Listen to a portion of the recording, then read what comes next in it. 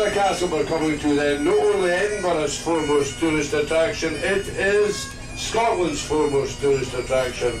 And it is in fact the second most popular tourist attraction in Britain after the Tower of London. You really need a couple of hours in my view, at least a couple of hours to do justice to Edinburgh Castle. There are galleries up there, museums, apartments, displays, all of which give a very graphic description of the history of Scotland and its kings and queens over the centuries. The last king of Scots to stay at the castle was King James V of Scotland, who died there in 1542, and who, as we all know, was the father of one of the most romantic, one of the most tragic, one of the most iconic figures in Scotland's history, Mary Queen of Scots, that's right. It does not need to be manned that nowadays, that tower, of course. We are civilised in Scotland now. Well, relatively civilised, not totally. We're working on it. They eat haggis instead. Over 14,000 tourists visit Edinburgh each year.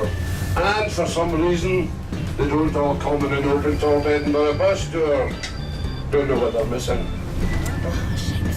The Usher Hall on your left-hand side, a beautiful concert hall, dates back 100 years to 1911. You will notice over there's an extension recently appeared to the Usher Hall. I do not say very much about that extension in case the architect is on the bus. Okay, we're now heading into the Fountain Bridge area of Edinburgh, where one of Edinburgh's most famous sons was born in 1930, still very much alive, aged 80. He started his working life right here as a milkman. He went down to London in the 1950s, got a break in the theatre industry, got an even bigger break in the film industry. He became the first, and we have to say the best, James Bond. Sean Connery, Sir Sean Connery, born in this area of Edinburgh in 1930. If anyone does not agree Sean Connery was the best James Bond, you have to go off of the next stop. Are you wanting off here? You wanting off here, yeah? No. He's a very patriotic Scotsman, Sean Connery. He's a great backer of the recent Scottish Parliament we'll come to later on in the tour. He's such a patriotic Scotsman, Sean Connery, that he spends most of his life now in the Bahamas. Can't think why. Must be a reason somewhere. Okay, what comes into view? Edinburgh Castle here. There it is, Edinburgh Castle up on the right-hand side. This is a castle, unlike some lesser attempts at sea level. Edinburgh Castle, the imposing world-famous stronghold that dominates the Edinburgh skyline from its vantage point on top of an extinct volcano. It used to be a royal residence, it used to be a military garrison. It's neither of these now, it's purely a tourist attraction.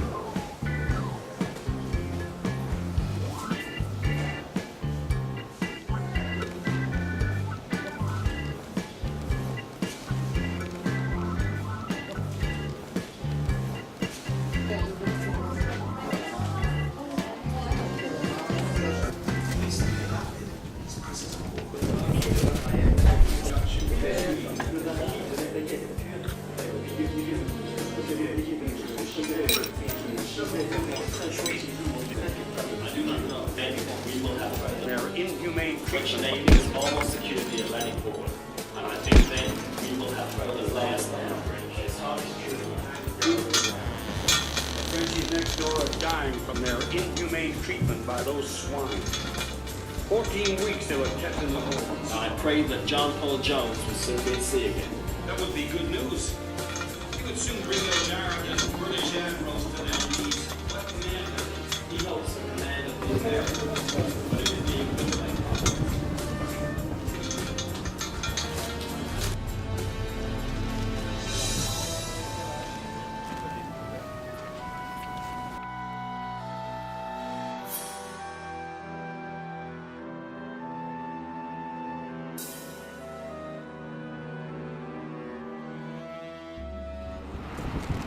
So this is the new city of Edinburgh. We're on the old city side. And we're on the old city side, yeah. at the top of the castle. And this is all part of the castle here with the guns where we first walked in. And right, yeah, there's the train.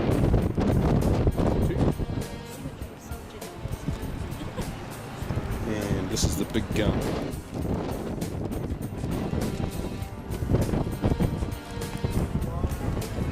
It's a moment.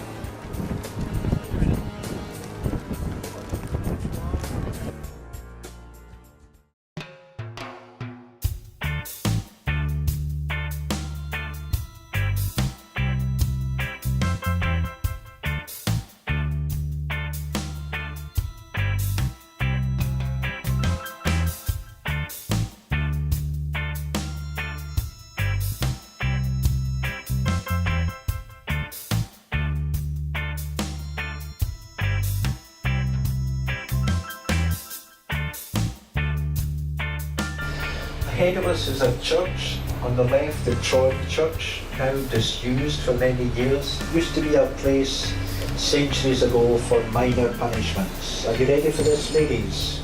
If you were a scold, that is a Scottish word for a lady who nagged her husband too much, you could be sentenced to stand at the door of the Tron for a day with your tongue nailed to the door. Oh, really? Do we still do that? Yes, we do. Yeah.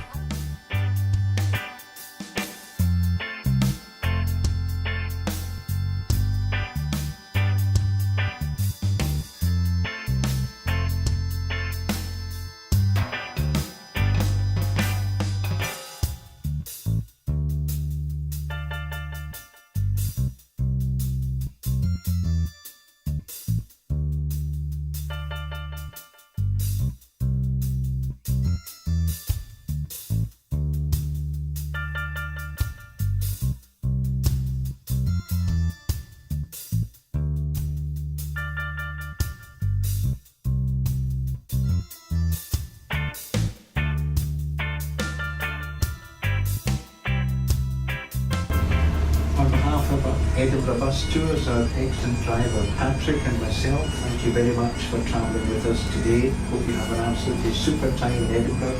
Hope the hurricane dies down and we get some heat as well as some sunshine.